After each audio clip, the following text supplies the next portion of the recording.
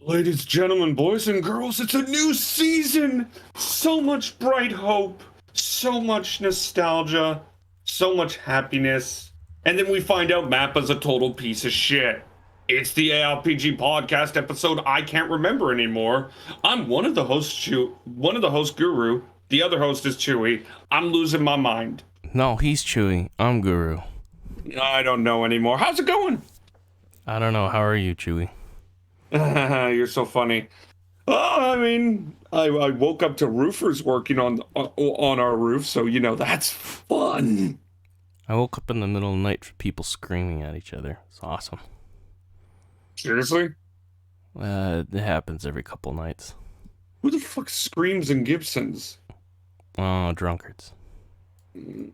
Alrighty, so we have a couple things to actually talk about before we go on talking about how some of the shows began. So what do you want to start with, Chewy? Do you want to start with VTubers? Let's start with Mappa. You want to start with Mappa? Okay. Let's get the bad out first, and then we'll end with the good, and then we'll do a little review, then we go into our review. Yeah. So, as most of you have probably heard, Mappa has been... Well, they've been really shown how much of a terrible place it is. Just last week, we had the report that Mappa, apparently a producer working on a Netflix anime made at Mappa, has suggested them they are getting $3,800 per cut. So and it is a downgrade compared to what they should be made. The usual is $4,500. Yeah, so let's put in let's convert that. 3,800 yen. 3,800 yen is $34. $34 per cut. What is a cut, Marcel? A frame. A frame. Yeah, so a frame of anime. A frame of anime is worth $38. Or $35, did you say? The normal thing, a freelance animator named Zaid points it out in the article, the usual is $4,500.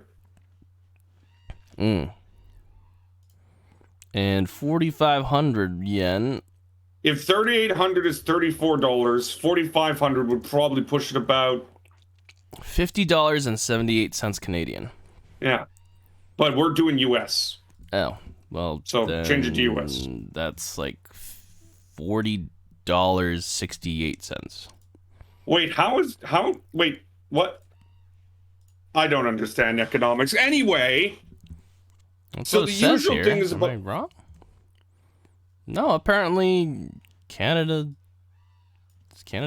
dollar right now is... Okay, well, let's see. How about $1 Canadian? Maybe the Canadian dollar's... Oh, no. Wait, I'm confused now. All right, let's just do this. How is $1 Canadian dollar 80 cents, but 4,500 yen in Canadian is higher than 4,500 yen USD? Is this conversion system like off or something? No, we'll figure that out when we travel to Japan one day. Well, there you go. Anyway, so with that going around, there was already a lot of negativity surrounding Mappa. We also had more reports that an animator has claimed that he was paid 250 yen for in-between animation. Wow. So, like, there's a lot of stuff going wrong right now with Mappa and Netflix. Right? So fast forward a couple more days. Mappa has now announced they will have a new studio annex that will improve workplace environment. And it's just like, well, wait, what? What? Why wasn't this implemented earlier? Well, no. It's not even, like, here's the thing. The way it's been put out and it's going to be used like this, that's just going to make them make more anime and increase the issue, right? Oh. Since, like, the issue with a lot of people with the issue with Mappa is that it is overworking its staff because of how much anime they're making, right? Because if you look at Mappa over the past, let's take a look at Mappa in like the past year or two when they started to really blow up, right? Okay. They've got Remain, which is airing right now. They got another show in the summer. They just did Yasuke, that Netflix bullshit. Oh, yeah. Zombieland Saga Revenge. They took over Attack on Titan.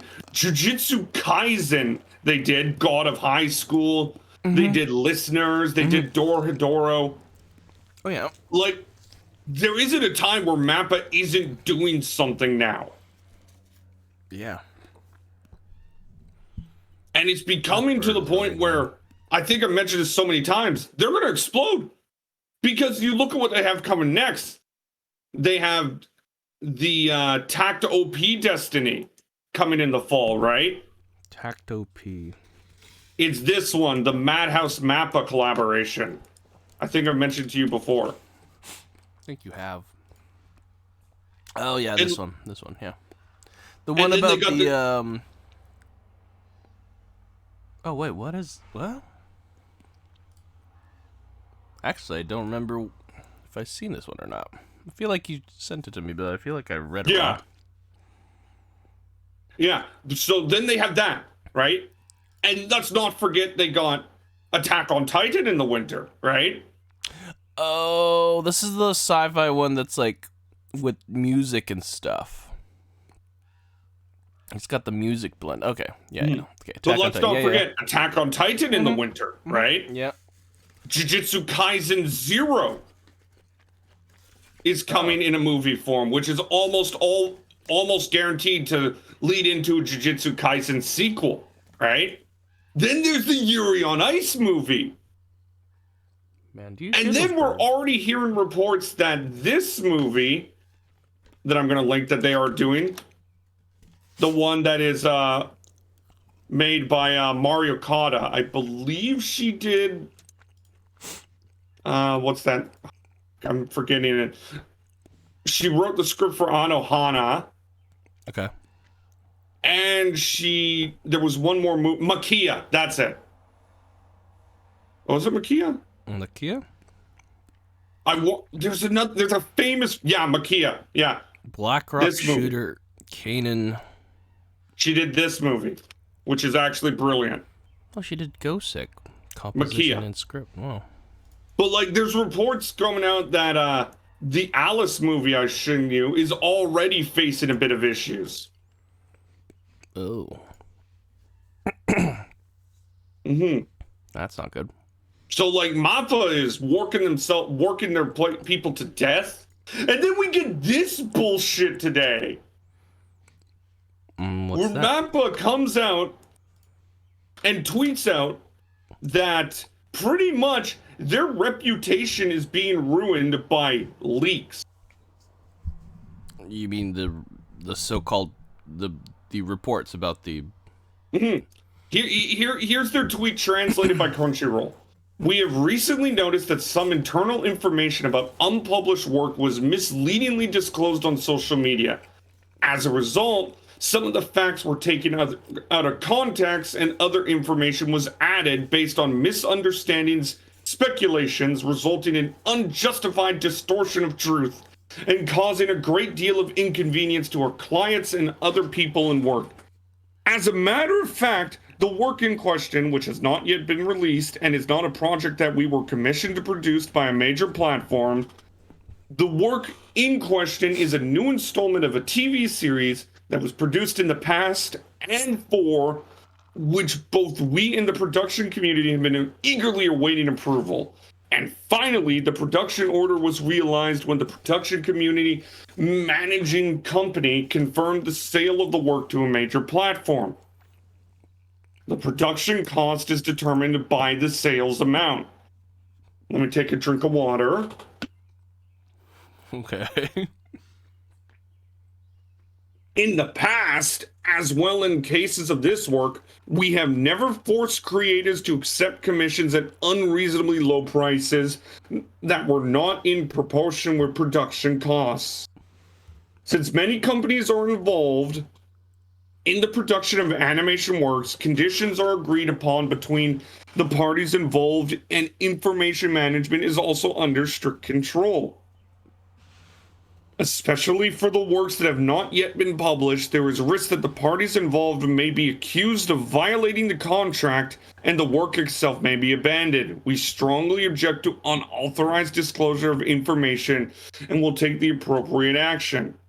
Our company aims to produce the best work possible within the scope of production costs set for each project, and we will continue to make every possible effort to do so.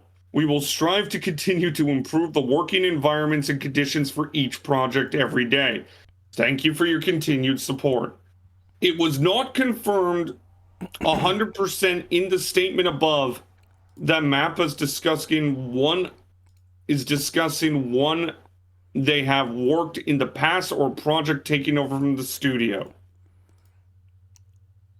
Right? Yeah. So pretty much MAPPA just denied nothing, right? Yeah. So, and we're seeing it literally explode. Oh, because MAPPA did two things. One, they exposed themselves, as Chibi Reviews points out. Here's the article. The other day it was discovered that internal information about an unpublished work was leaked on social networking services. That confirms it's pretty much an employee doing the leaks, right? Right, yeah. That's MAPPA also admitted that Netflix has potentially been berating them for the negative press. As a result, that facts were distorted, causing a great deal of inconvenience for our business partners. I.e., you can make it Netflix, right? Mm-hmm. And here's more that Chibi said. In the past, as well in the case of this work, we have never forced creators to accept at unreasonably low prices that were not commensurate with the product's cost we received. And Chibi pretty much quotes that as, basically, saying you want to work as an animator, don't complain. Oof.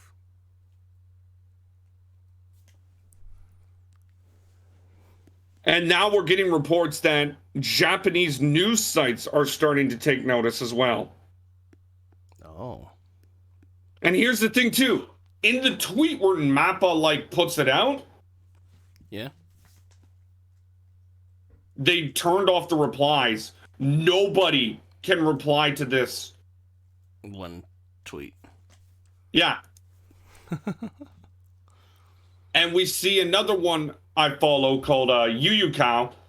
They point out that the animator leak used their garbage pay on MAPPA title for Netflix is laying blame on the latter to tell artists to negotiate for better. Now this statement makes it clear that it's not a Netflix big platform anime, but a TV sequel they acquired the rights for. And here's the one thing I like the most. But again, if you're ruining the reputations with your downright awful working conditions, maybe address that. That's the big thing here. It just seems that MAPPA's lashing out, saying, oh, our reputation is being dragged in the ground. Well, why don't you address what's causing that? Oh, no, we won't. We'll just create this random little space that we can say is helping our workers, when in reality it's just creating more room so you can do more shit. It's insane to me how bad MAPPA has become. And the problem is, and here's the problem. The stuff MAPPA released since 2020 has been some of their best stuff ever. And it's just I'm gonna push this over to another topic, right? Vinland Saga season 2 just got confirmed, right? Mm-hmm. And there's a worriment that we will be seeing there's 3 but the studio wasn't confirmed, right? No, it hasn't. Yeah. Yeah. So there's a worriment that Vinland Saga is going to go to Mappa. And there's good reason to think that because the former director has went to Mappa. Oh. That's not good. And there's also been like pretty much a confirmation that Witch Studio does not like doing second seasons. Yeah, because it was originally done by Mappa, no, yeah. Well, no, Witch Studio did the first season of Vinland Saga. Oh, Witch Studio, sorry. Yeah. And so pretty much... They don't like doing... They don't. The only time they've really done a sequel is Attack on Titan. And that's only because it was so popular. And yet they still gave up Attack on Titan on the end.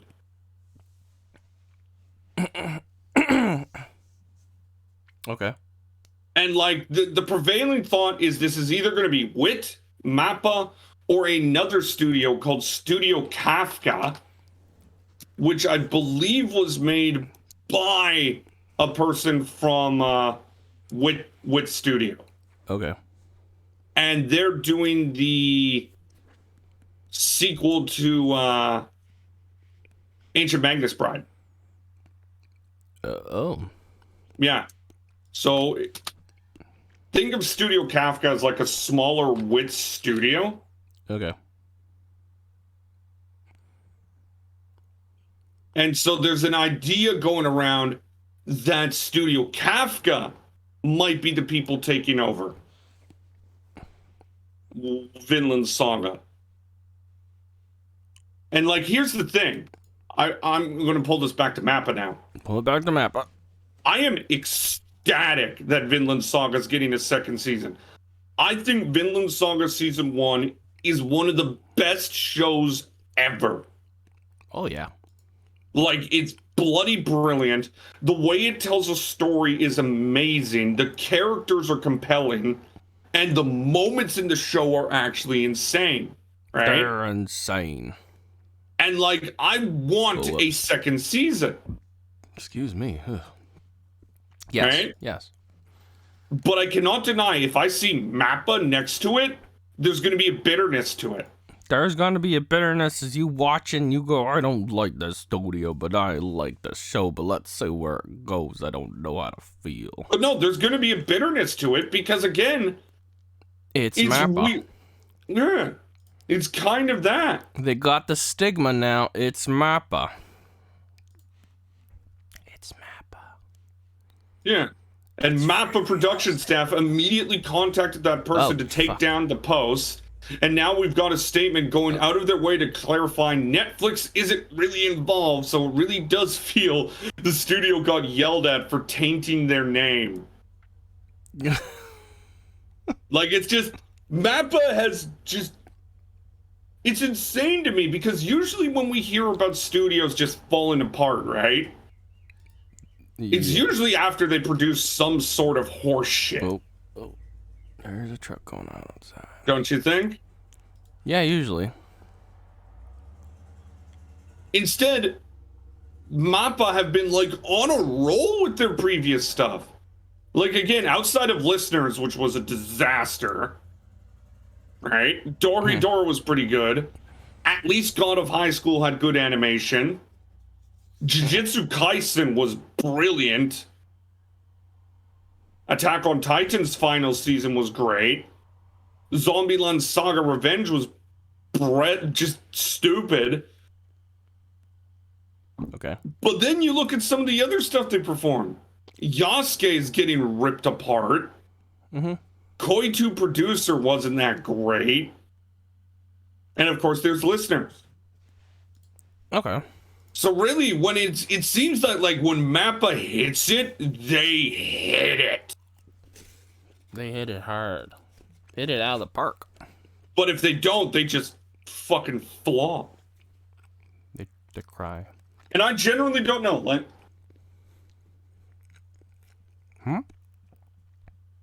I generally want to see Vinland Saga Season 2 at its best, and I expect it will be. I thought you... But if there's a Mappa name to it, it's just going to feel a bit icky, if you know what I mean, right? Mm. It's like, should I really be enjoying this? Yes, there's the stigma now. Yeah. Mm-hmm. I understand. And of course, and before we go on to the final thing, Demon Slayer is almost certainly having its second season in the fall. But yeah, no, so outside of Mappa, exploding, there was another thing that exploded onto the internet yesterday. Okay. So, pretty much after the Kiara birthday stream, Hollow EN posted on their YouTube account a countdown. It was a countdown for 8 hours. Seriously, there were like 24,000 people waiting for 8 hours to see it, right? And a lot of people were thinking of what it could be, and it turned out the Hollow EN V singer has finally been revealed.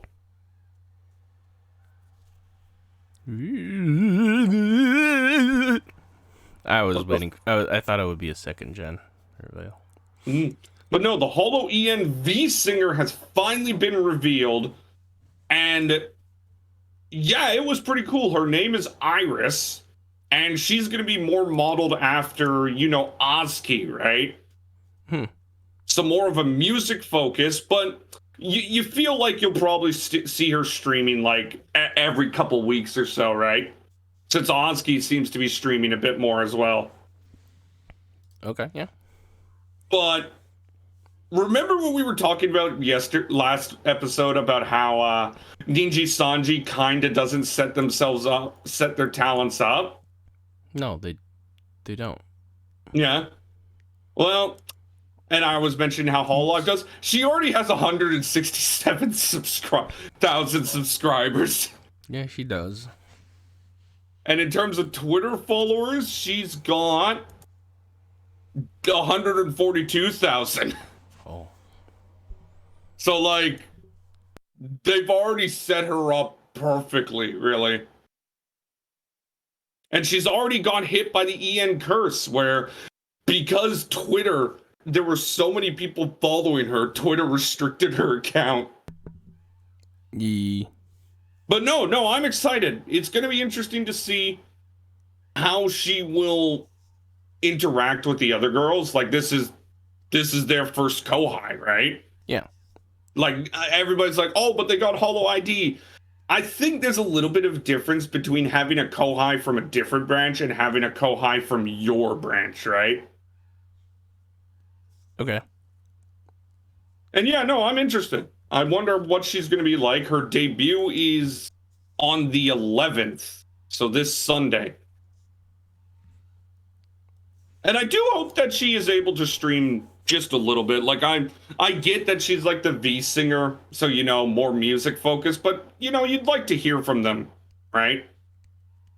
Okay. Also, her design is incredible. Yeah. And I love the memes because she is a half demon, half angel. People have been memeing the fact that she's the love child of Kanata and Toa. Kanata and Toa. No. But yeah, so Toa's an actual angel, though. She's TMT. Yeah, that is true. So it wouldn't make sense. Would it? I know, but I mean, she claims she's a devil. Okay. Anyway, so that's pretty much the good and the bad news. The good news, Vinland Saga Season 2, new Hololive EN girl to simp. The bad news, Mappa is literally burning to the ground as we speak. Is there anything that happened this week for you that you'd like to talk about?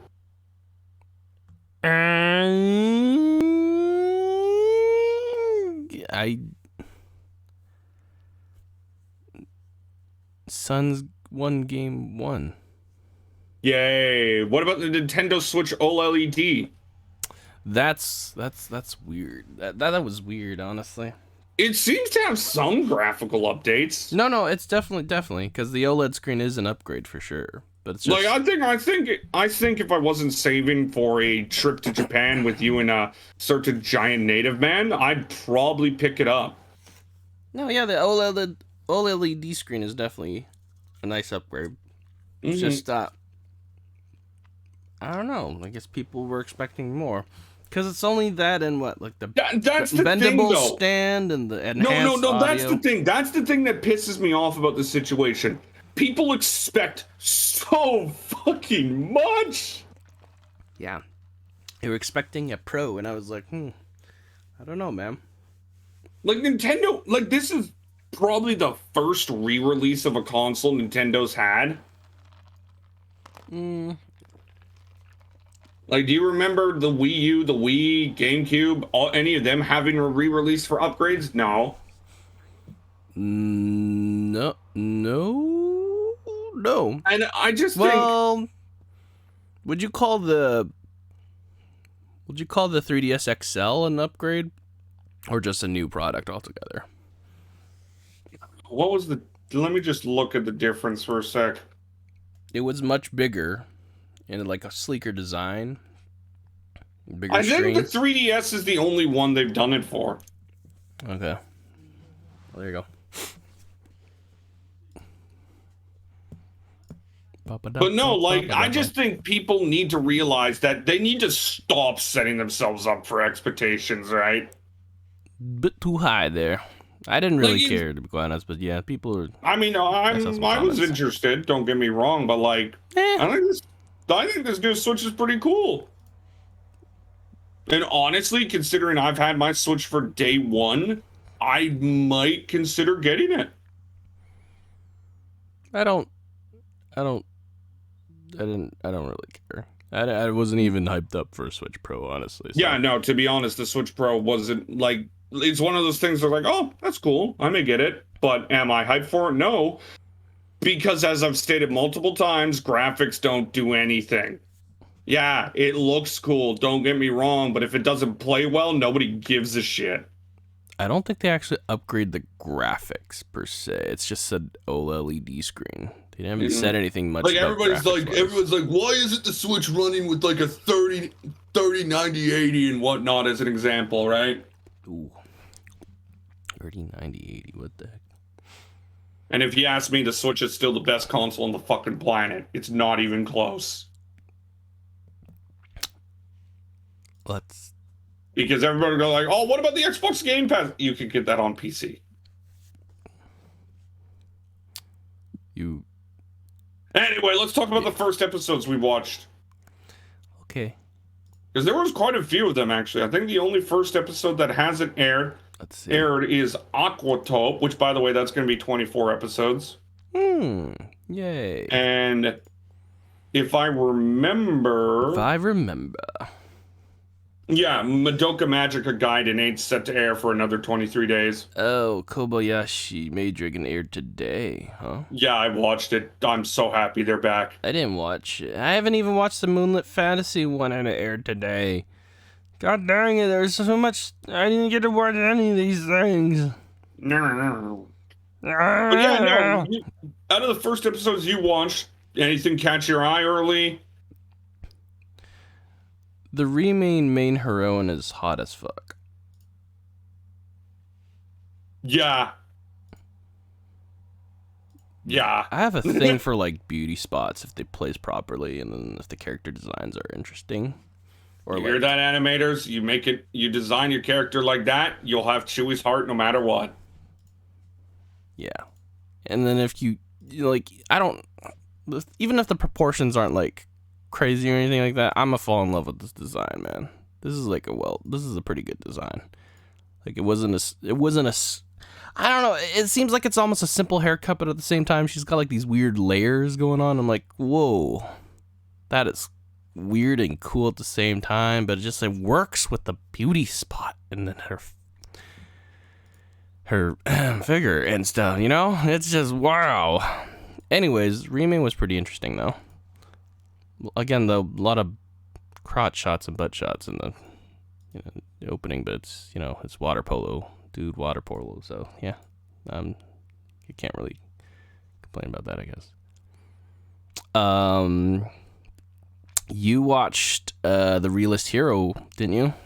Yeah, I did. I did too, and that's just a fucking fever dream. Marcel has dipped into the pool of knowledge and has looked into the future, and he is unsure what he's seeing at the moment, and he's very, very, very upset at the same time as being very, what the fuck is going on? So, we'll just wait for more episodes on that one. Well, no. I feel like I need to go into this a bit. Like, the premise itself looks decent. I like it, right? But here's the fact.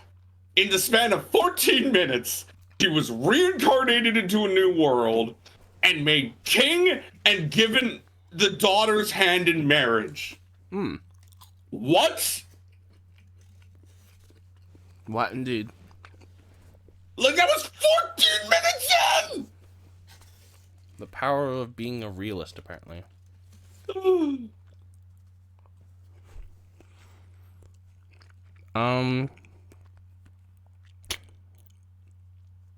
I also watched Kageki Shoujo, the opera girl, The Curtain Rises. That was an interesting first episode. It was. You know how it's like always male dominant cast or female dominant cast? Everyone's gonna be like, Yuri, Yaoi, Yuri, Yaoi. Yeah. There's that weird kind of, I don't know, I guess it's another stigma or something, but I can't go into this without looking at it and going, Yuri? Because the main character despises being touched by males except for one childhood male friend. And I'm like, or an uncle or whatever, family member, sorry. And I'm like, Yuri? Because the other main heroine is like double her size and height. And I'm like, yeah, that was interesting. Yuri? I like the character contrast, and I like the build-up. Like, she has star-shaped pupils, though. I'm like, what the heck is the Yuri? I really do say I really liked Ai's character at the start. How she was like, she was forced to graduate because she wasn't like what's the best way to put it? The best? No, it felt like she was like like, I don't know, but like you could see how like she really did not fit into the idol world and how she was just like cold. Well, there are idols like that, but they just don't. It's not the traditional Japanese idol, so it's not favored or anything. That's why they made her graduate early, was the line that stuck with me. It's interesting. And then you see at the end of the episode somebody's fucking stalking her. Yeah. And I had a feeling this show was going to be something. I'm glad I picked it up. How was the detectives already dead? That first episode was incredible. Okay. It makes me wonder how they're going to tell this story, because with the detective, like, the first bit was brilliant, right? I loved how the animation was. Siesta is intriguing as all hell as a character. Mm-hmm. And I'm kind of wondering how they're going to tell the story, because she's apparently dead, quotation marks, because there's no way in hell she's dead, right? Like, okay, it's too obvious how they're going to set it up, right? Okay, yeah. But what I'm wondering is how they're going to tell the story, because they the first episode was mostly in the past, showing how they met, and then it ends with the main character going, but she's already dead, in the present, right? So are we going to see them bouncing back and forth between past and present? I don't know. Like, I'm generally curious, and also the show is fucking gorgeous. Really well done, yeah. And also, I can't wait for episode 3 just to see Matsuo and Fubuki.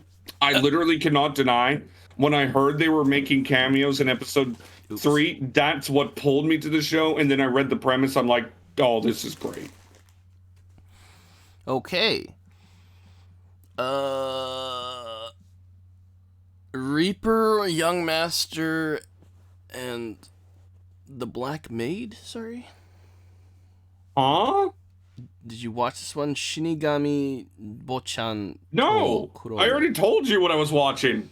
Okay, how was Seirei Gensoki Spirit Chronicles? I mean, it looks like your typical isekai, but instead, Train-sama! yeah.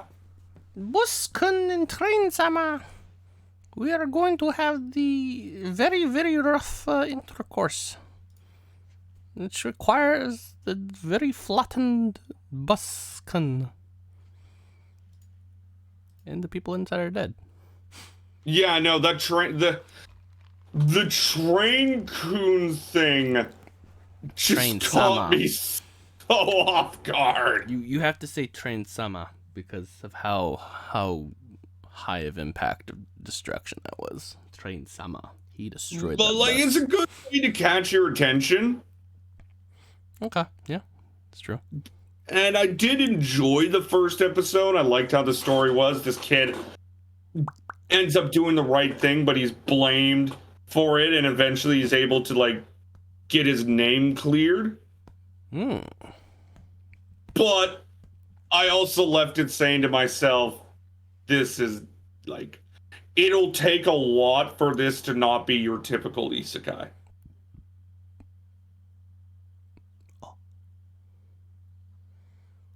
Like, do you just get that feeling watching it? Like, looking at it? I have a feeling it's just another fever dream, baby. I don't think it's that, because fever dreams are literally when they're fucking everybody. I see it already. I don't know how you see it.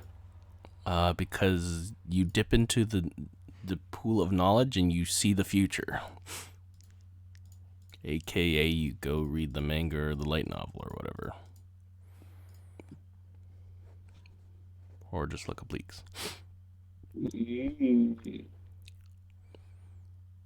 Well, I mean, I could look at the wiki right now and I can see no wives yet, so that's nice. Yeah, because he doesn't want to get tied down to a single lady. And not a single girlfriend or lover. Keep trying. Anyway, if I will say there's one thing about this show that does intrigue me, I like how the characters that got reincarnated weren't there at the start. The what? Like, for example, the only character we've seen that's a reincarnation is the main character. And we haven't seen any other ones that were reincarnated yet. Oh, yeah. So you know how shows technically just throw them all out at once? Yeah, kind of. So, like, we haven't seen that at all yet. Okay. So, you know, I am interested. All right.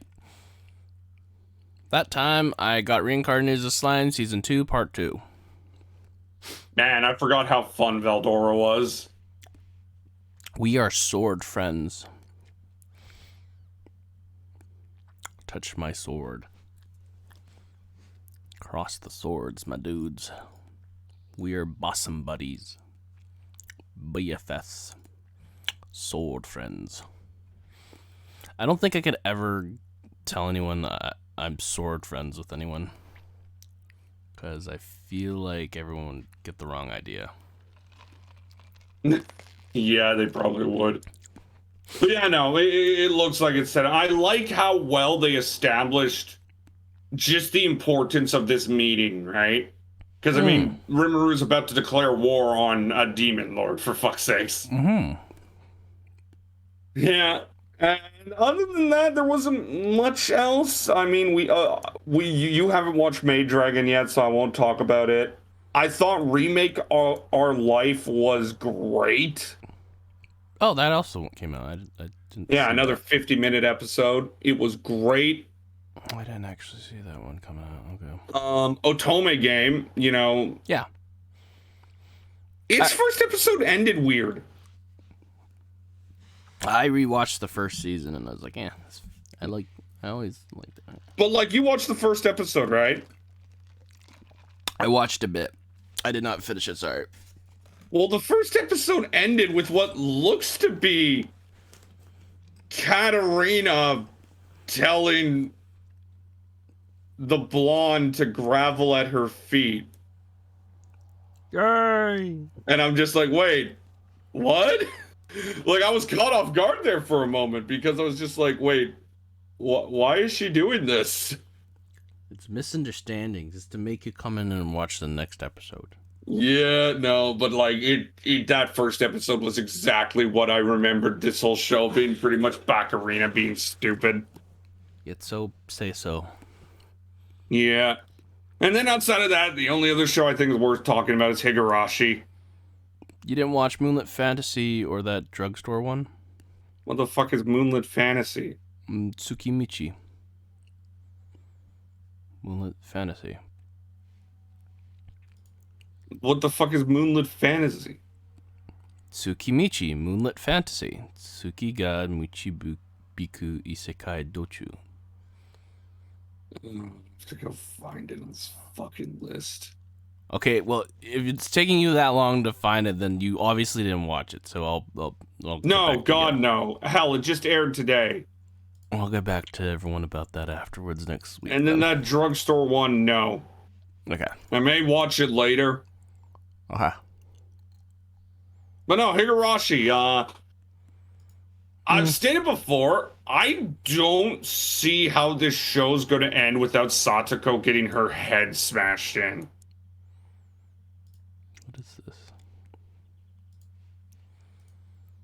I don't see it either. I don't know how this is gonna end that well, but okay. Because the first arc is pretty much Satoko. She infects Reina with the Hinamazara virus, which pretty much makes them go batshit insane, right? Mm-hmm. As a way, in her words, to find a way to tie Rika into staying at the town, since her whole goal is to keep Rika from leaving. Because, she's a vindictive psychopath.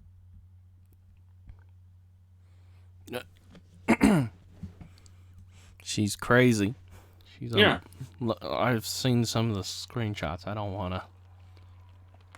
Like, the way I put it is Satoko, for some reason, believes that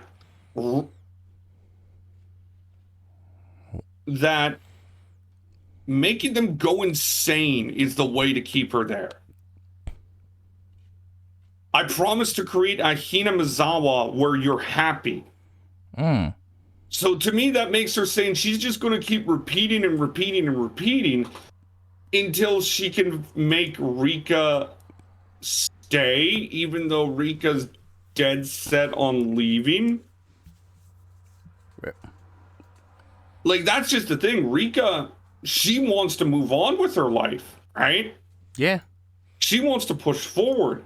No and more Satoko loops. is just like, no, you're mine, you stay here. The loops. I don't want Like, to that's loop just no more. that's pretty much the best way to say it.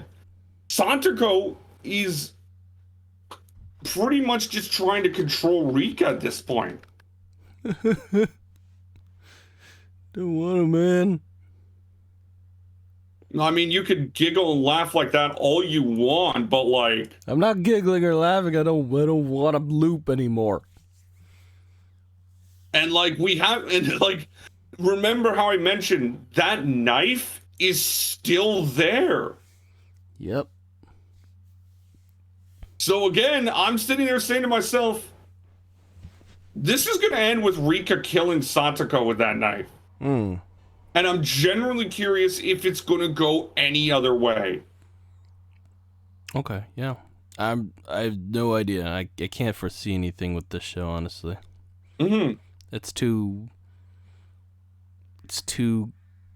crazy and grotesque and violent. It's always like, hey, you don't think it's gonna be this way? It's gonna be even worse. And I'm like, well, that's unfortunate. But no, I'm genuinely curious. I do not see a way this show ends without Rika killing Satoko. Satoko, yeah. Okay. Because Rika just wants to move on. Yeah. And the question, this whole season, I'm going to be asking the question, is Satoko redeemable? No. Because, like, she has literally put everyone through hell. Hell indeed. And the interesting part for me always is when Rika went through, like, the 5 straight deaths of Nightmare, and the last one was Satoko pretty much disemboweling her. And how everybody else was psychopathic, but Satoko was the only person who was like, it's okay, you need to stay here. And it's like, that was a big tell. Right. And I'm genuinely curious what's going to happen. Yeah. Plus, I mean, it's always fun to watch Higarashi. It's such a brilliant show, and I'm so happy Taylor finally got through the first 9 episodes. I hope he's suffering as much as he is. Why the fuck are they chopping each other up? What the fuck? He's like, are they in a time loop? He's like, why does everything keep resetting? I'm like, Taylor, it should be pretty obvious if that's happening. Why is it resetting? Why is this a time loop? But no, Higarashi started out very strong, in my opinion. But yeah, you want to just move on to talking about Agatsuki no Yona? Akatsuki no Yona.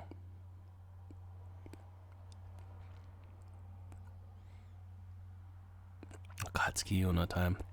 Yep. So this episode is mostly going to be focused on the review of a show I just watched, Agatsuki no Yona. And Chewy's watched it. Well, he at least remembers it. No, I've watched it. I rewatched it too. And I want to start this review of Agatsuki no Yona by saying Agatsuki no Yona is a show that, in my opinion, should be remembered, but it isn't.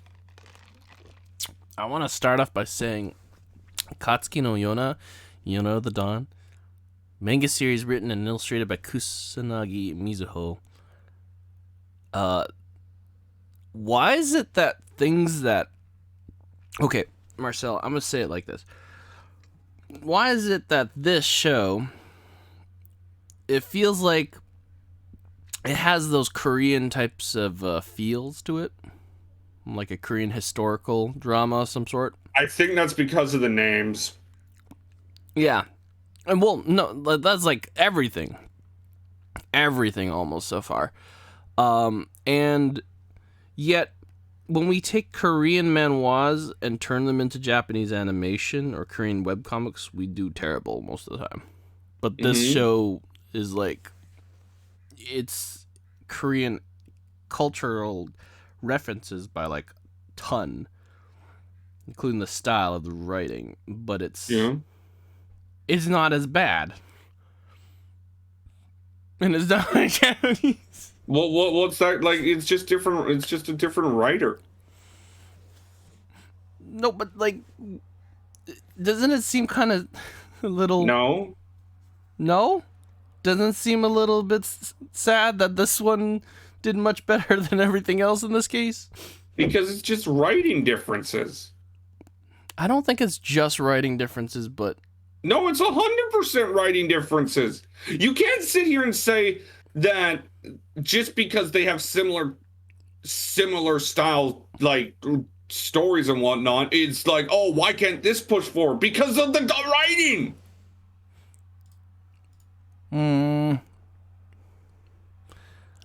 I think it's a little bit of other stuff. Like, the answer is literally so simple.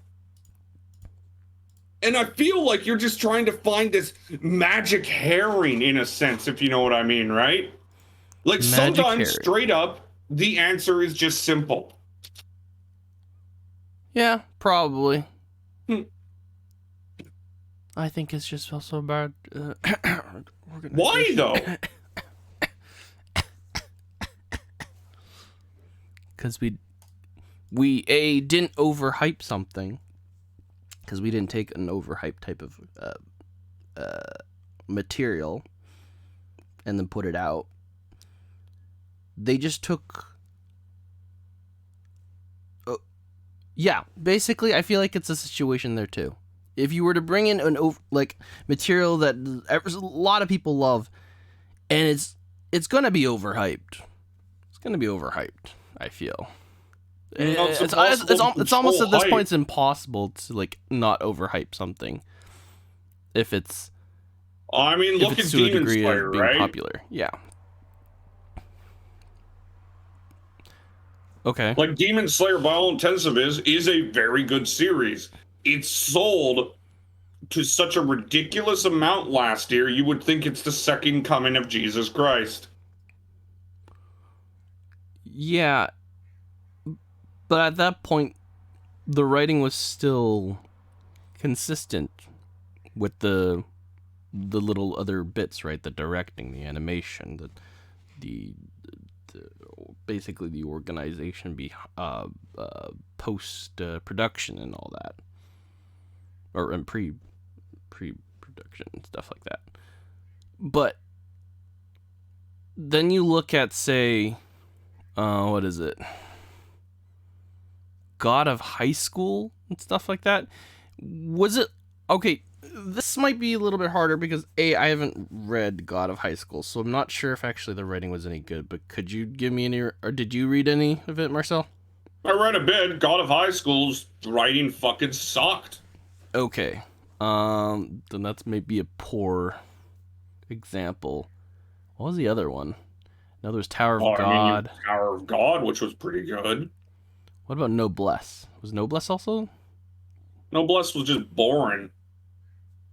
Like, what are you trying to argue here, Chewie?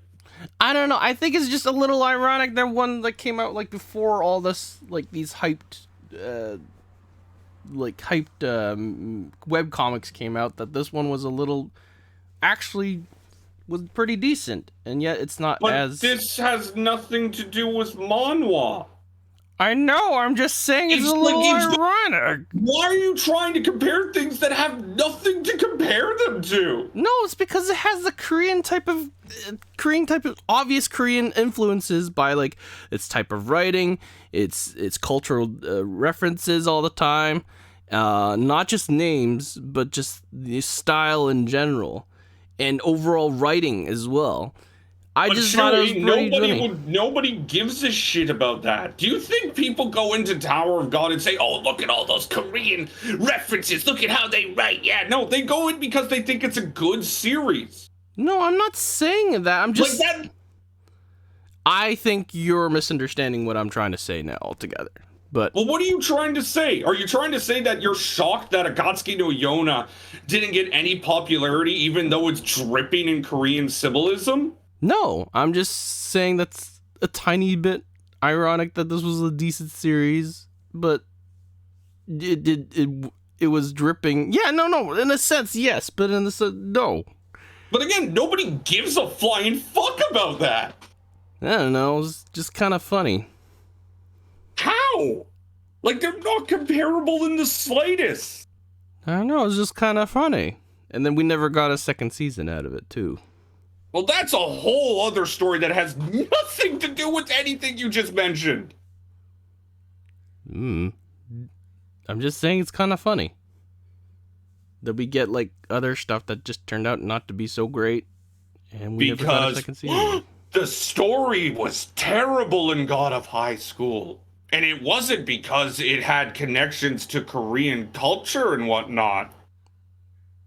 I'm not saying it's because of connections to Korean culture. Well, that's what you're making it be, though. You're saying you're kind of surprised that Akatsuki no Yona couldn't pick up popularity, and you're trying to make a reference that connected to the fact that it's just oozing in like Korean symbolism.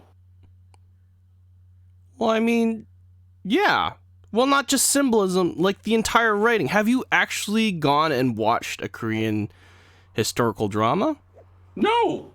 Well, maybe you should, because this is basically Korean historical drama. But my point again is saying it does not matter what the symbolism is here. Akatsuki no Yona is good on its own right.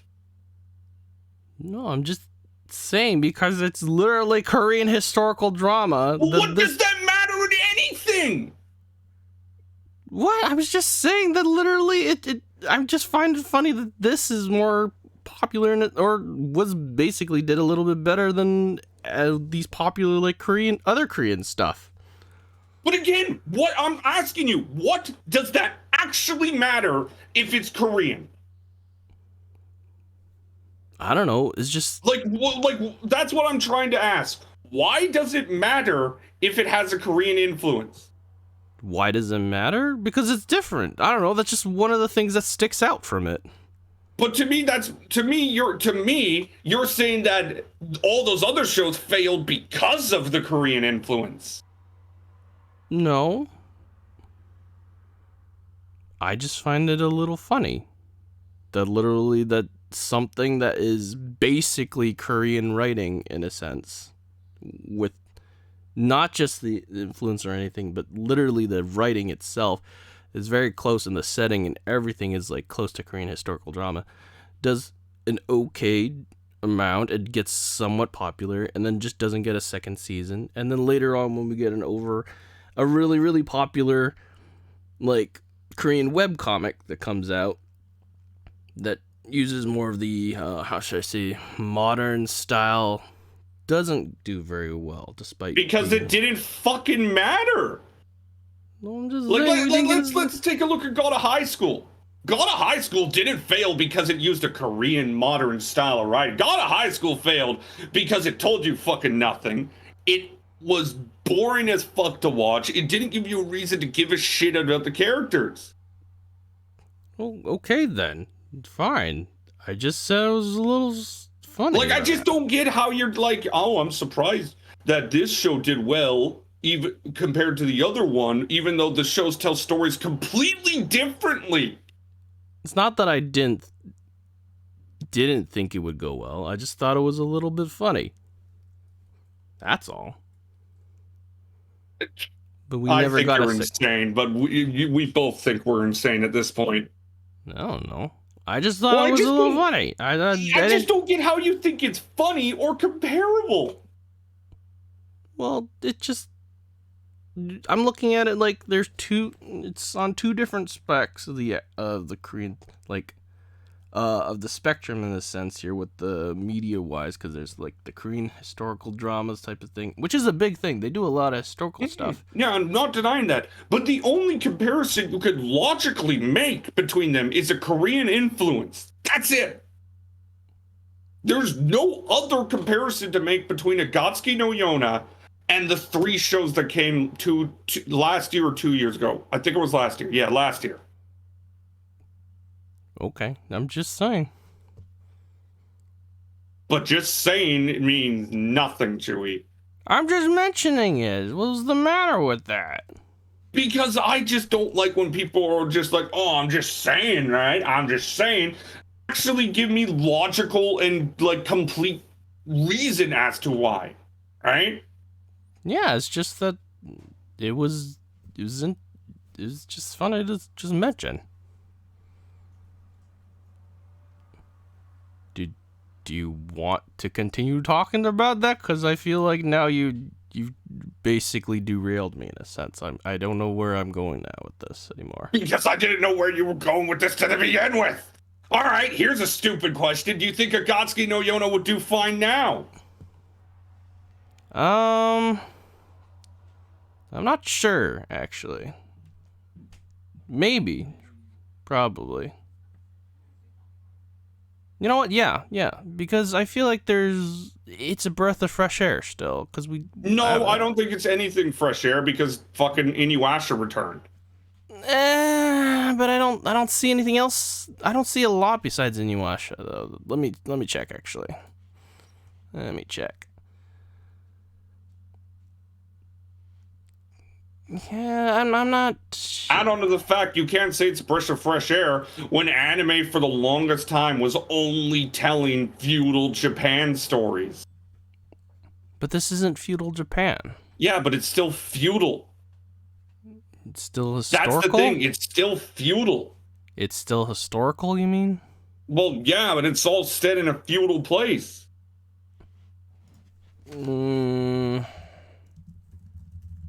I don't know then.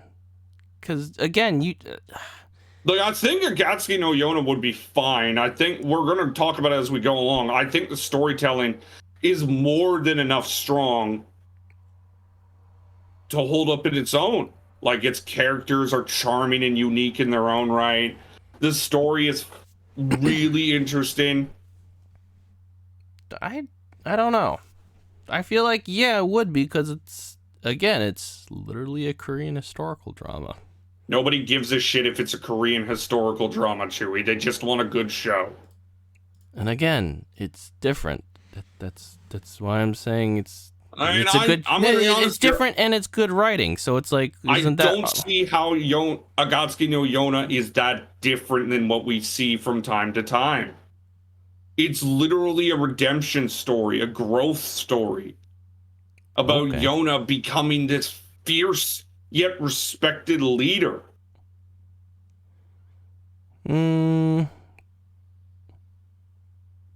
Maybe then it would. I don't know. I feel like it'd still be okay. Still. Oh yeah, no, I still think it would do good.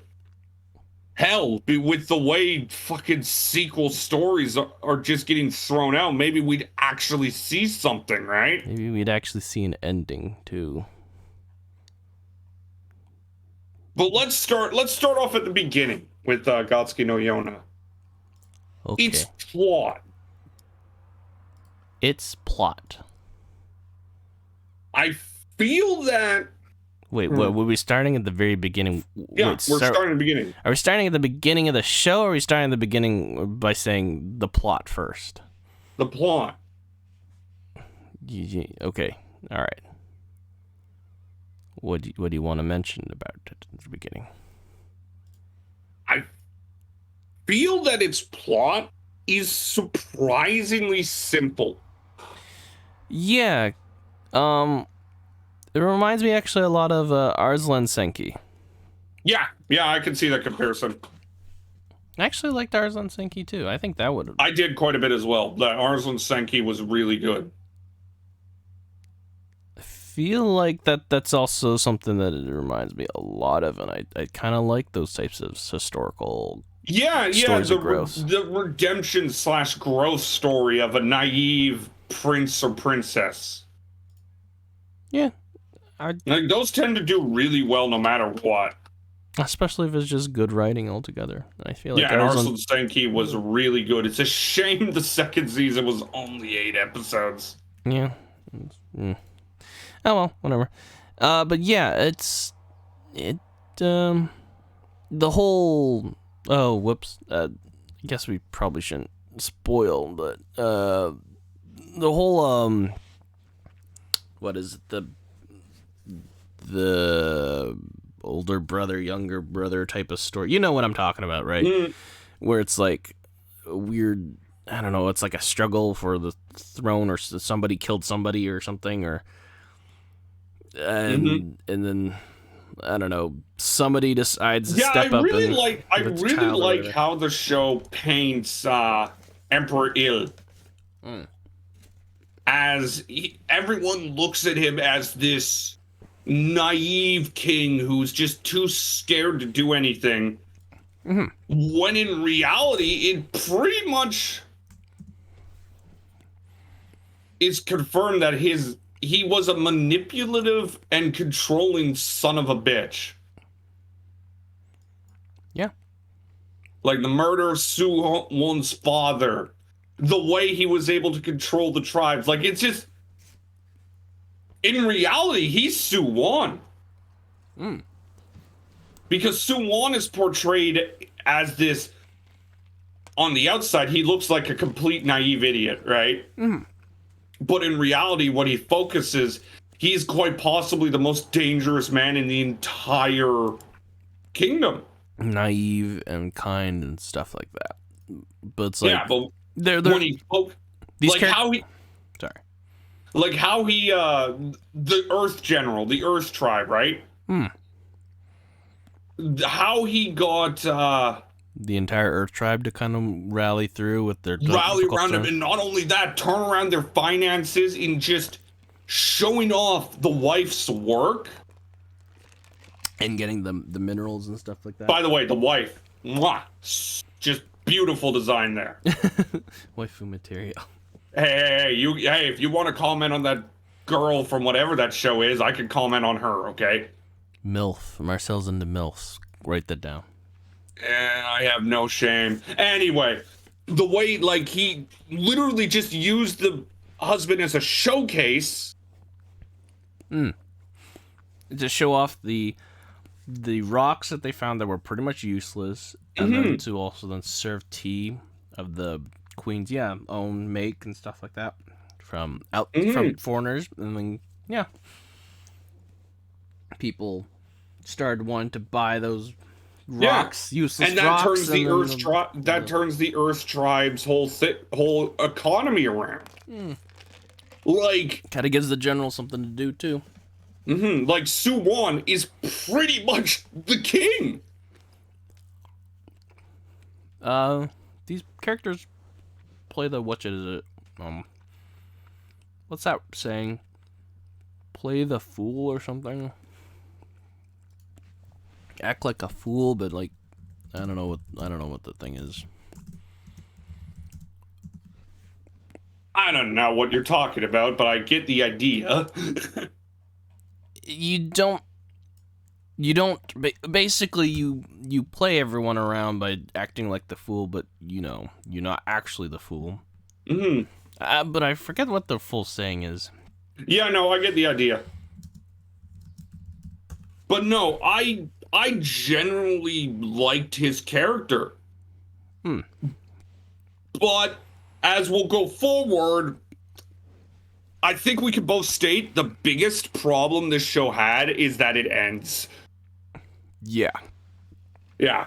But let's continue with the story. So, what'd you think of the first arc? The first bit, the escape of the palace?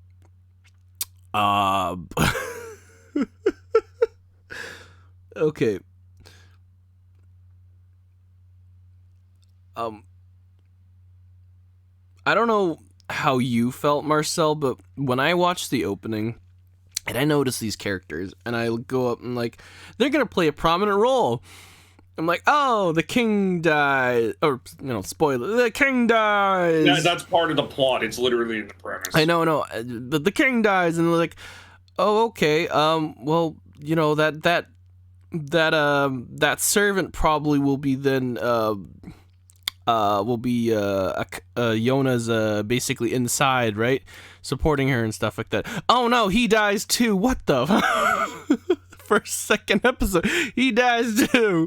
Oh, okay. Well, okay then.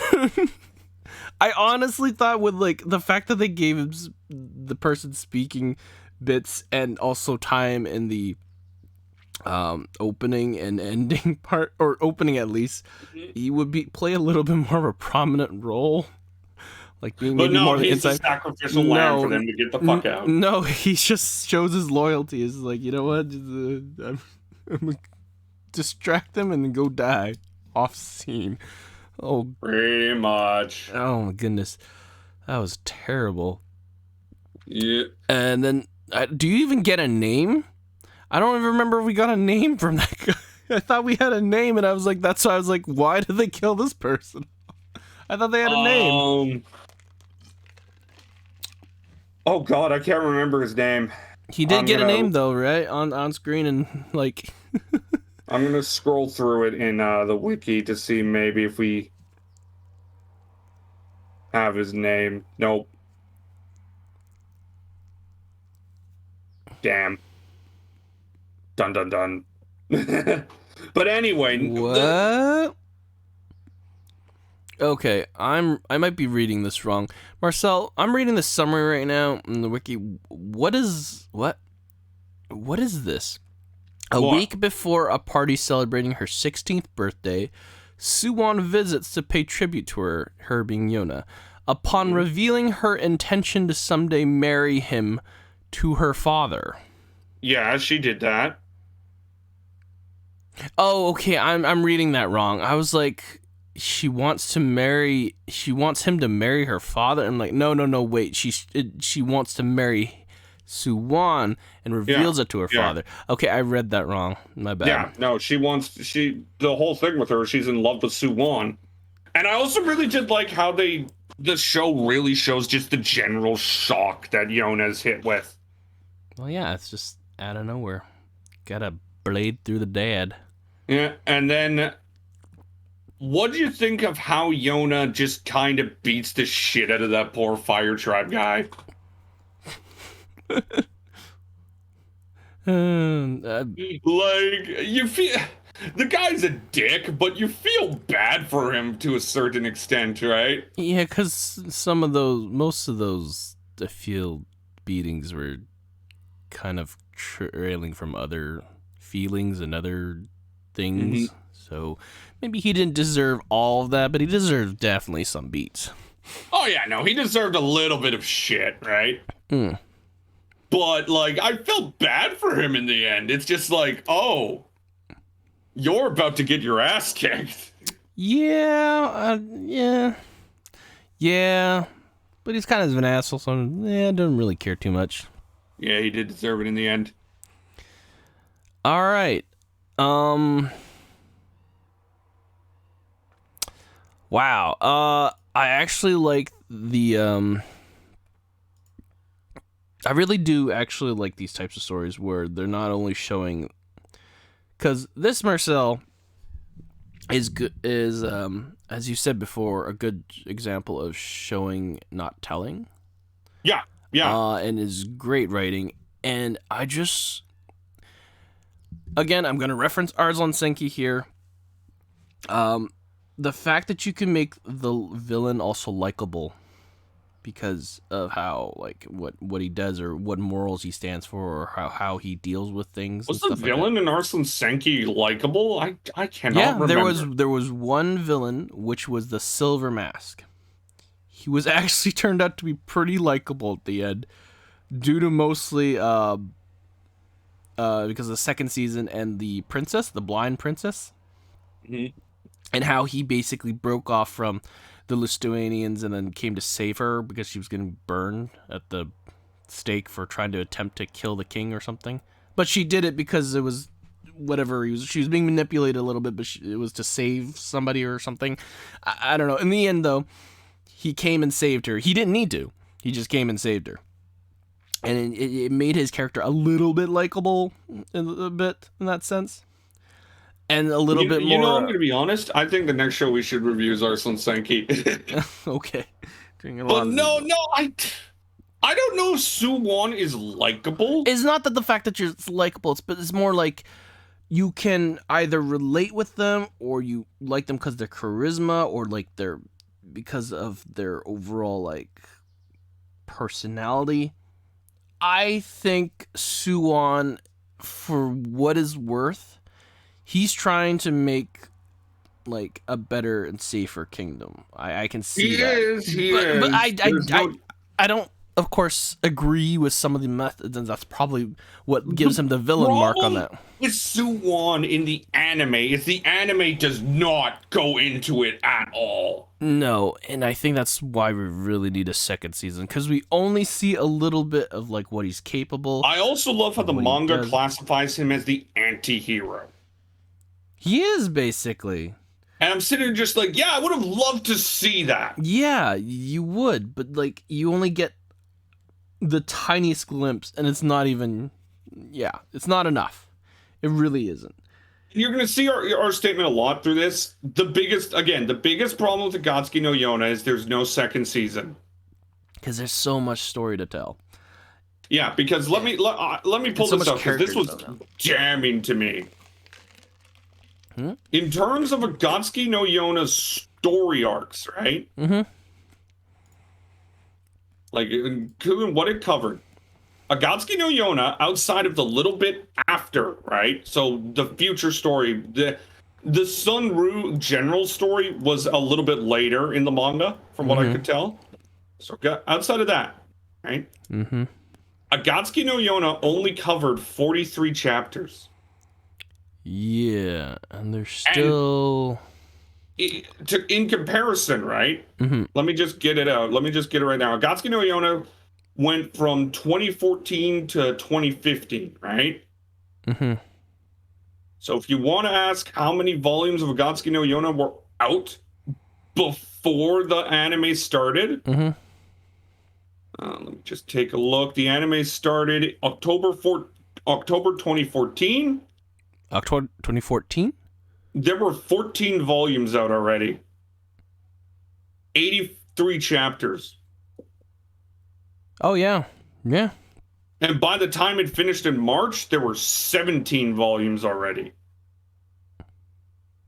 So there's 17. so the excuse of there wasn't enough material, no, there's a ton of material. It's just for whatever reason, which we can't seem to locate. It's just ended. Like, they covered 8 volumes in what really didn't feel rushed at all. No. Not at all. Like, here's the thing, those things the future volume, the future things I talked about with like the whole Earth General thing, that was volume 8. That was War Games. Yeah. So like they covered 8 full volumes without making it rushed at all. Yeah.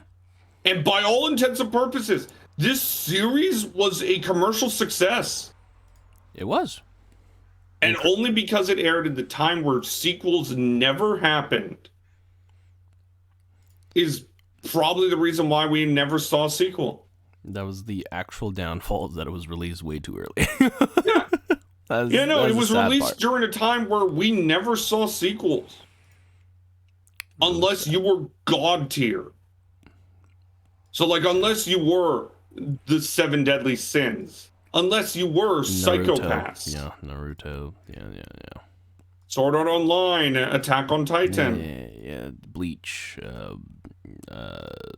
One Piece. Yeah. Black Clover. I don't know. Well, Black Clover technically never got a sequel, just ran straight through. Oh, yeah, that's right. I still say that was the worst thing Black Clover ever did. Fairy Tail? I don't know. Fairy Tail ran straight through, and it did get a sequel. No, they got a sequel, yeah. Oh my god, those were... Can you hear the roofers?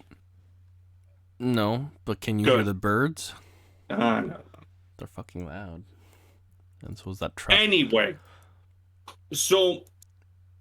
No, like, I like how they build up on both sides.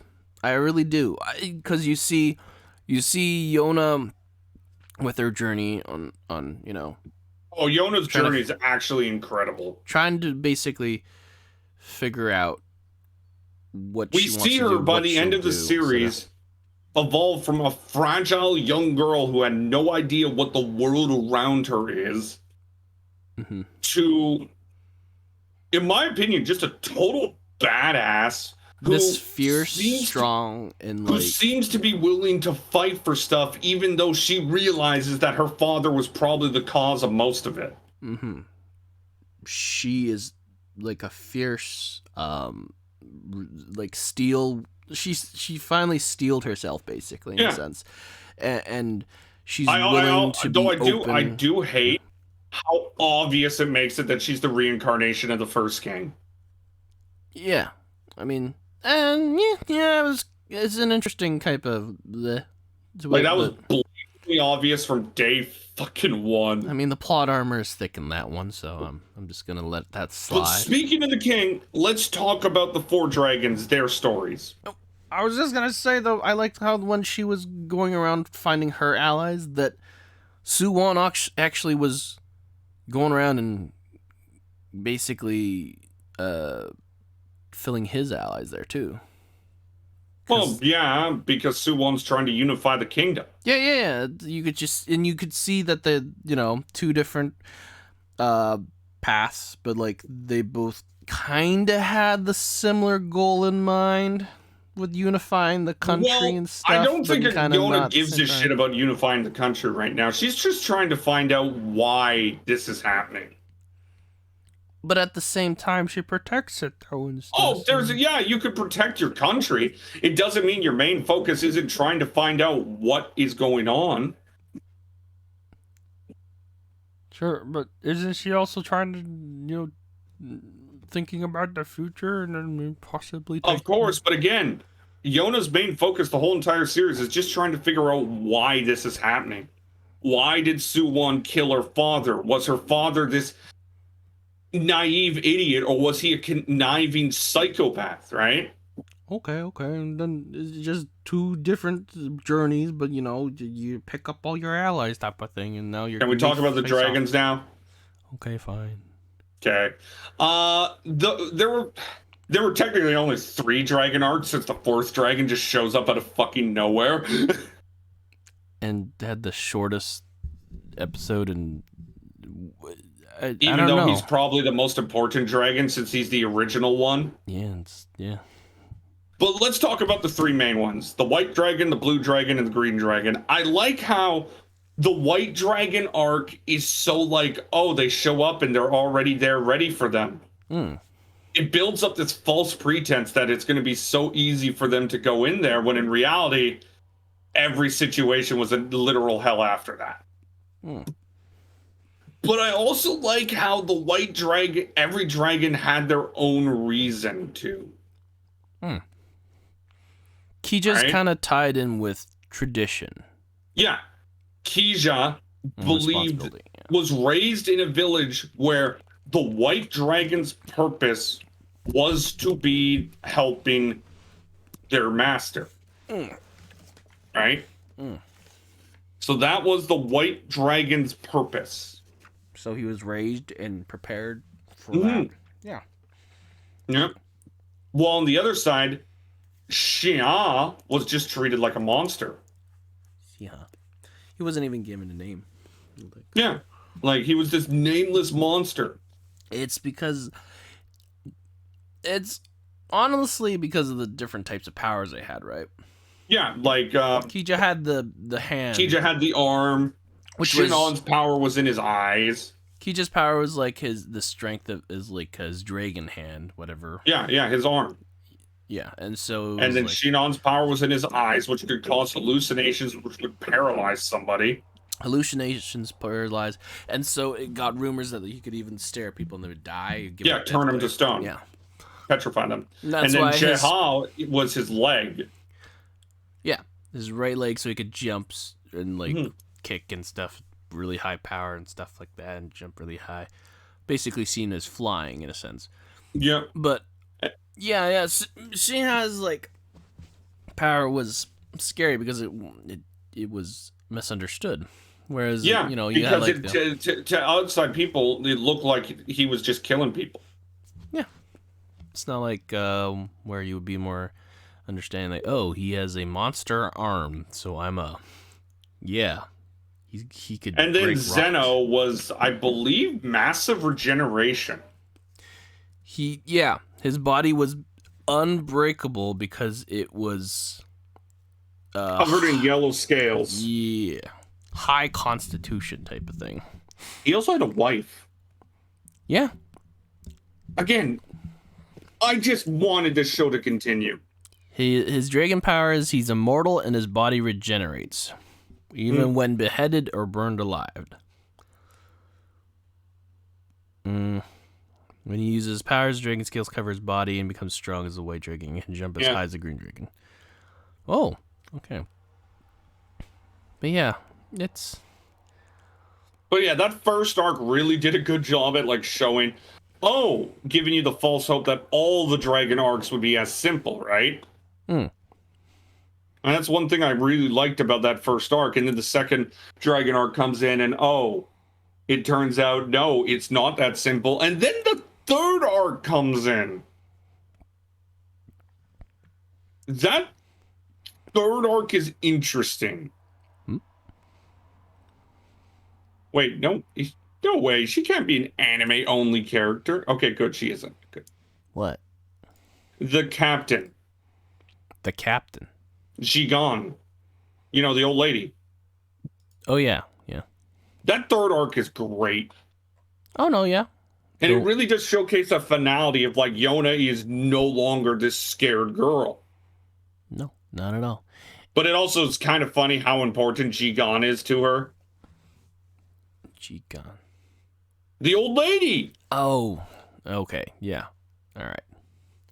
You keep saying the name, and I'm like, I don't know. And then you remind me, and I'm like, oh. And then you say it again, and I'm like, I don't know. I feel like you might be pronouncing it wrong, and that might be why. It's literally G-I-G-A-N. G-A-N. Wow. Jigan. Did they even ever say her name? Yeah. Really? Like she addresses her as that, or? Yes. Really? Huh. I thought it was like Captain or Madam or something. It's ketchup, I promise. All right, well, here's a question. What would you consider the best arc? Best arc.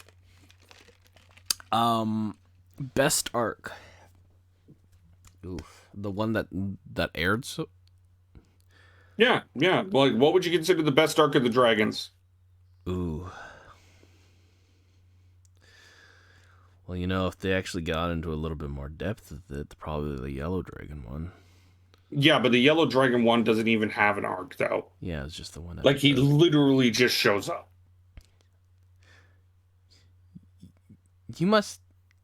That must be, like, the weirdest thing. I really hope they just they casted that last person for that role, or the VA for that role, like, later on and not really early on, so they didn't, like, give them high expectations or anything for, like, being in most of these episodes. Because what the fuck, you only showed up in one episode, man. Yeah. Talked for, like, a little bit in the one episode. Anyways, I mean, the one out of them all, really, you only have two options to pick out of this, because the White Dragon arc was, like, literally not much. Not really anything. And then the Yellow was just that one episode. I really liked how the White Dragon established the whole tied to blood thing. Yeah, but it's like, it wasn't that much. There was really no... Sometimes you don't need that much. Yeah, but there was nothing, though, almost. There was not even, like, something to discuss or consider or even think about in this case, almost. Because then you look at the two other arcs and right ahead of it, they're riddled with what's going on. I think the story was less about the White Dragon. The White Dragon really did force the Hawk issue up. Like, what is his Hawk relationship to Yona? Okay, yeah. What like, you could really say the White Dragon start was really when Hawk started to think that. Okay. I guess that's fair, yeah. But no, if I had to give the best arc, it's probably the Green Dragon arc. Yeah, that's pretty much it. Like, I really like how the Green Dragon was fighting against Fate. And in the end, you could say, oh, he still went with Fate, but no, to him, he went there based on his own decision. Not because he was forced. Or forced by fate or something. No, he went there because he wanted to. He went of his own volition, basically. Yeah. And in the end, that's how Agatsuki Yona kind of ends. Yeah, because it basically ends with the Green Dragon arc. And then the Yellow Dragon shows up the next episode, and that's it. That's the end. And it's another showcase of anime in its time. I just reviewed All the Ramen in the Sky, and my biggest complaint about it was that it ended. Yeah. Because I feel like you could look at Agatsuki no Yona. Wait. Was Alderman in the Sky originally a light novel? Yeah. Did it actually go further? Oh, yeah. Okay. So there was actually a manga version of that, and it ended the same way. No, it didn't. We already went through this. What? It did not end on the same thing the anime did. Well, it didn't show the future part, but I'm pretty sure. Yeah, no, because the manga ended on volume 7, while the light novel went for another year with fucking 7 more volumes. Yeah, but the manga did just end abruptly, though. It didn't give the same ending, but it just. But that's kind of what happens with like manga of light novels. You don't always get to cover everything. Which is strange, almost in a Not sense. really. It's what happens to most minor series. Really? Yeah. Why? Because they just don't feel like it, or they just. Because it's not the important thing. It's not the selling thing. Oh, money is what drives things. Or literally because the anime ended and then like didn't do that well or didn't boost the sales. It just ended. Here's the thing: what are you going to buy for Sword Art Online? You're going to buy the light novel. Just a fact. You may buy the manga later, mind you. Really? But because A, the light novel releases first, and B, it's already a light novel / web novel, that's going to get your attention. Like, for example, the SAO manga hasn't even touched Alicization yet. Well, no, it actually just started touching Alicization. It's releasing 1 volume per year, right? Oh, I'm getting weird crackles on your side now. Yeah, it's... You're just gonna have roofers. It's the roofers. They're literally right above. They're literally right above me. But like, for example, SAO, one of the most popular series in Japan, right? It only just started releasing manga for Alicization. The best arc, by the way. Oh. But it's only been releasing one manga per year, right? It's gonna release its next volume in August. Okay. Sword Art Online light novel? Well, let's just say it's on to volume 25 as of December 10th. Oh.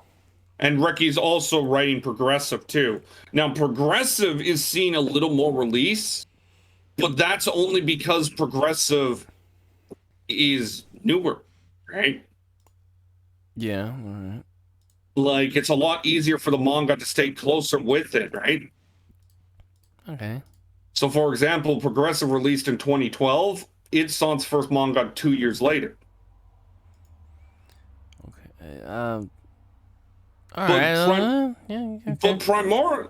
But it's just a fact that primarily light novel series, its manga will never catch up. Manga will never catch up, and they will sell only the fucking light novels. Well, you know what, Marcel? When I finish watching, if I ever finish watching Sword Art Online, you know what I'm gonna buy first? The manga. No, the hentai doujin. Of course you will. But like, let's look at Remake Our Life. Remake Our Life has only like 5 manga releases. Ooh. Right? It's just a fact that light novel focused series will always get, like, the manga's going to get left behind. They're doing the manga for the sake of it, in a sense. Yeah. I don't think that's anything too bad. I just think that we will never see a time where a manga and a light novel are at the exact same volume or anywhere close. Oh. Rip. Why are you so depressed about that? You sound like I just kicked you in the gut. I'm just gonna whatever, I guess. What? Sad. It is, but I mean, it's just a fact of life. Because you got to remember, remaking the manga is more or less just getting the transcript and the art, and that takes time. It does. Takes way longer than just doing. But anyway, let's get back to Akatsuki no Yona. Favorite character? Oh, that's... Let me guess. Hawk.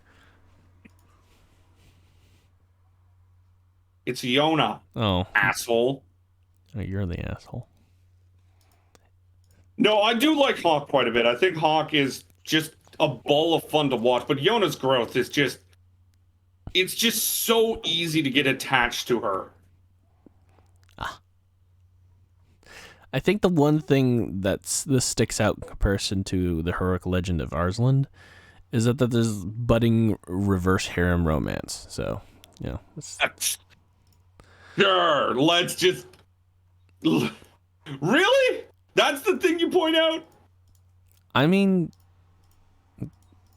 come on, isn't that like the main difference here? Is that the retainers are actually one retainer at least is one of the major romances of the main character. Whereas in Arslan Senki, you don't touch romance for a while. True, but I also don't think romance really matters in Arslan Senki that much.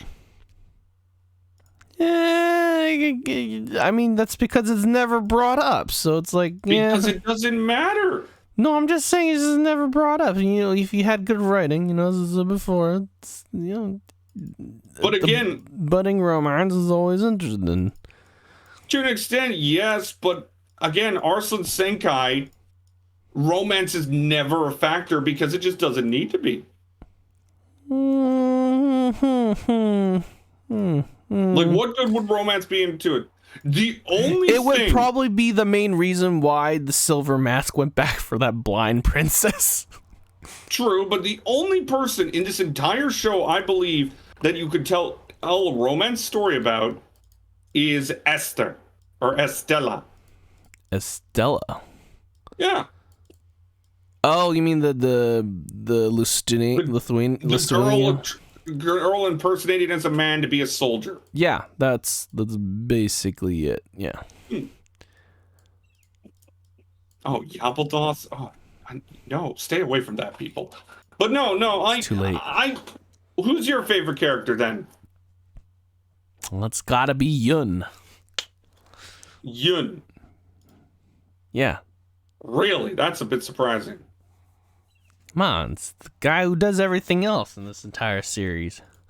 Okay, I mean, Yona... Yona's like up there, and Yona and Hawk kind of thing, but I kind of like Yun. Yun's a good character, but like... I don't know, he feels like a budget Yona. A budget Yona. Sure, maybe. Like, his whole story is really about growth, too. Yeah. The only difference is, unlike him, Yona has a kingdom to consider, yes. And Ian's just like, he's just trying to become stronger. And like, don't get me wrong, I think Yun's a good character, but it's just like, you can really just consider him a budget Yona. Okay, fine. Then I'm gonna say Hawk then, bitch. Oh, so I can't say Hawk, but you can? Yeah. No, Hawk is great. No, I'm saying you not saying Hawk is kind of illegal almost in a sense, but yeah. Why? I don't know, just But I kind of like watching Hawk struggle in a sense. Yeah, no. The whole retainer, romance, childhood friend, what do I consider? What do I do? Yeah. What do I do?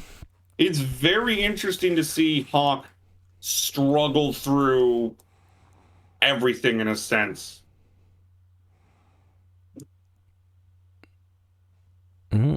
Really, fucking Phil, really? Marcel, are you going crazy now? What? You said Yalbadoth, and now you're... Oh, I saw Yalbadoth mentioned in a Arslan Senki as a religious figure, and I'm like, no, you don't fuck with Yalbadoth. Yalbadoth will ruin your life. No, Yalbadoth for life. Yaldabaoth was the final boss of Persona 5, by the way. Yaldabaoth! Is there anything more we can talk about Arslan not Arslan Senki, Agatsuki no Yona? What would you have actually... Okay, Marcel. Let's say hypothetically you are the director or the whatever person, and you got actually approved a couple more episodes, or... Well, okay. Let's say you, for whatever reason, had the power to determine how many episodes were in one season of Akatsuki no Yona. And let's just say, for whatever reason, you dipped in the pool of knowledge and you saw the future, and you knew that you weren't going to get a second season. Cores, 25 episodes each. 25 episodes? And where would you end off then? I'd end the first core off at the same place, start the second season right after. No. You saw the future and you knew that you weren't going to get a second season. You were not going to get a second season at all. Like, there was I told you, 2 cores, 50 episodes. Oh, 2 cores, 50 episodes. Yeah. Okay, in the first core you want to end to the same area, but then... And then the second core you push on. Where would you end the second core? How the fuck I know? I barely have read after it, Chewie. Oh, okay. Well, I thought you would gone a little bit more research than that, but okay. Okay, 50 episodes then. 2 cores, 25. I feel like I respect cores, you. 25 episodes each would be enough to give not only the build-up, like, we both agree, the first season of Akatsuki no Yona is great. It did not feel rushed, except kind of the end a little bit with the one episode. But no, that's the thing. That's what happened in the manga. Yeah. He literally just shows up. It's weird. But yeah, I mean, besides that, didn't feel anything. And like, then you get another 25 episodes where hopefully you can at least get some sort of conclusion with Suwon. Be it either learning the truth or whatnot. Like, give some sort of conclusion with Suwon so we can end the show without this just awful taste in your mouth. Because in reality, it literally does feel like something was missed. It does, doesn't it? Mm-hmm. Okay, another question then. Let's see. Let's see if I can think of any good ones here, Marcel.